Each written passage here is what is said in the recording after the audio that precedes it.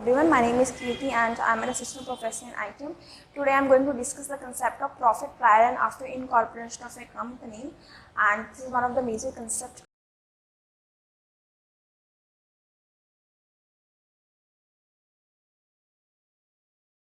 Accounts of a subsidiary company with already existing company or purchasing company, that is the incorporation.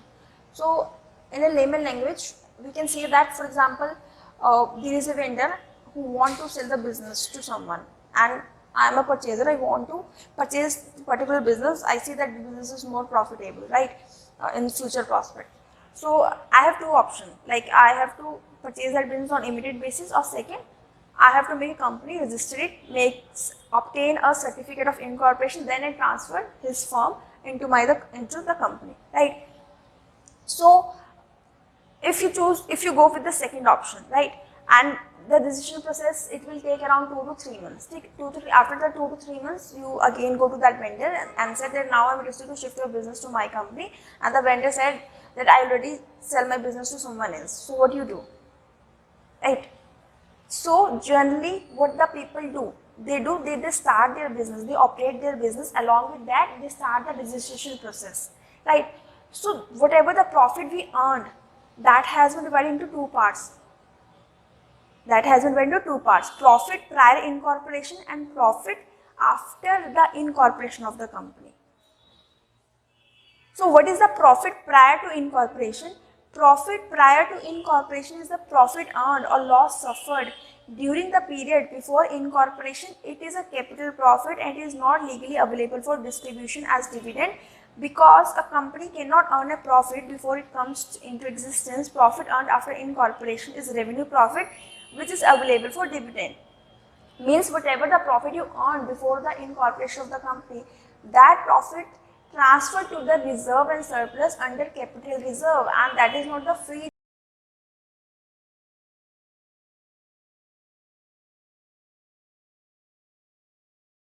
revenue profit, and you can use it to distribute the dividend also. Pre-acquisition and pre-incorporation and post-incorporation period. The period before incorporation and the period after incorporation is called a pre-incorporation and post-incorporation period. Example of pre-incorporation and post-incorporation period: for example, X Limited was formed on 1st April 2012 to take over the business of Y Limited from 1st Jan 2012. The year ended on 31st March 2012. Calculate the pre and post incorporation period. So generally we take a 12-month period.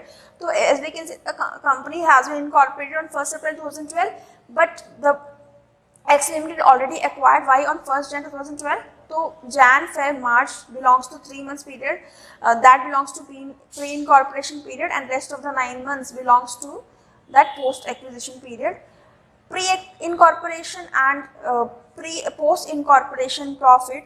Now, private company starts its business soon after its incorporation, whereas public company commences its business after obtaining the certificate of commencement from the registrar of the company. The profit earned before the incorporation period is termed as pre-incorporation, and the profit earned after the post-incorporation of the company, that is profit, is called post incorporation profit and loss.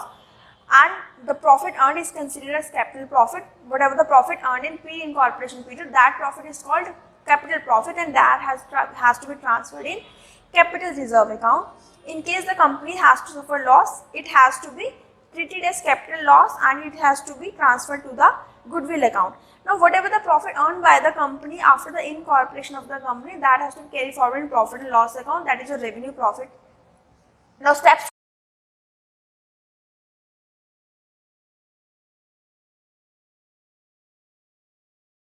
ratio. Now time ratio can be calculated by taking pre-incorporation and post-incorporation time. How it is calculated? Look at the example.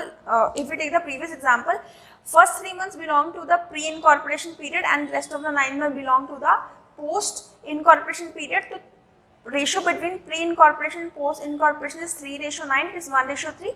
Same sales ratio can be calculated on the sales taken place during pre and post incorporation period. Now this is the example. M company was incorporated on 1st June 2012 and acquired a business with effect from 1st April 2012. Total sales from 1st April 2012 to 31st December 2013 were rupees 4,50,000. Sales from April and May were double the average of sales. Sales from June to September is 1/4 of the average monthly sales. And sales from November to February, the average monthly sales. And the sales is March is double the average sales. So, it's average monthly sales. We need to calculate the first of all average monthly sales. So, what is the total sales? It is 4,50,000 divided by 12 and it comes 57,500. That is your average monthly sales. Now, the question has says that sales for April and May would double the average sales. So, we have to multiply 37,500 multiply with 2 in the month of April and May. It comes 75,000. And again they said that sales from June to September is 1/4 of the average monthly sales. So, we have to multiply 37,500 into 1/4, that is 9375 in the month of June, July, August, September. And the detail of the October has not been given, so we take that average monthly sales belongs to the October month, so we take 37,500. Then in the month of November, December, Jan, Feb, March, November to February, sales from November to February is average monthly sales, and sales in the month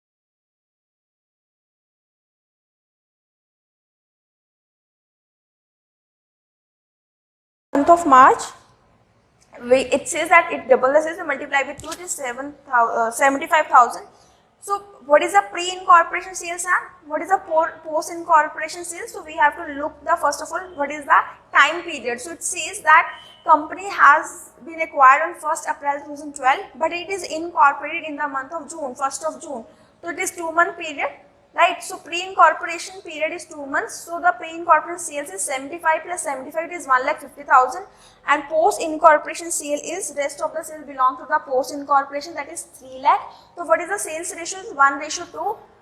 Therefore the sales ratio is 1:2. I hope this thing has to be clear to you. Now we have to prepare a net profit statement to analyze pre and post-incorporation period. Now points to be noted while preparing net profit statement. Gross profit to be calculated on sales ratio.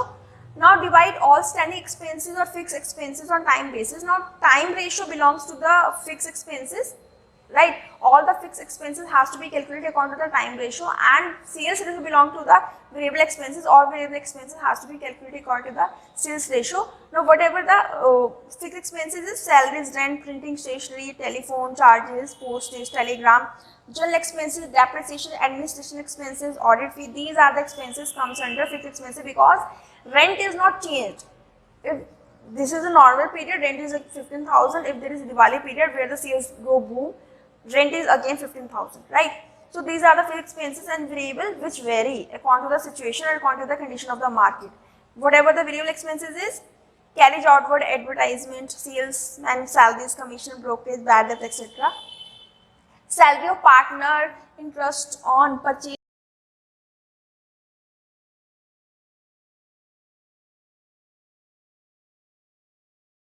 incorporation period, right, and some expenses exclusively belong to post incorporation period and they have to be charged for post incorporation, like MD salary, director fee, debenture interest, discount on issue of shares, discount on issue of debenture, preliminary expenses written off, underwriting commission written off, etc. Now, audit fee can be divided for pre-incorporation period or post-incorporation period based on time ratio. Audit fee can also be charged exclusively for post-incorporation period, assuming auditing is compulsory for the company. So, generally, audit has been divided into 3 parts for this particular concept. Number 1 is internal audit, second is tax audit, and third one is external audit or company audit. Right? Generally, there are 3 types of audit. So, audit fee can be divided into pre-incorporation and post-incorporation period. So, while calculating audit fee, we generally take time ratio, right? Audit fee can also be charged exclusively for post-acquisition period. So, audit fee comes under, as already discussed, the audit fee comes under post-acquisition period. Now, bad debt recovered can be charged to both the period depending on where it relates to. Interest received can be charged for both the period based on sales ratio, right? So I think everything has to be clear to you, and this is the concept of profit prior and profit after the incorporation of the company, right? So Thanks all for today, students. Thank you so much. That's all for today.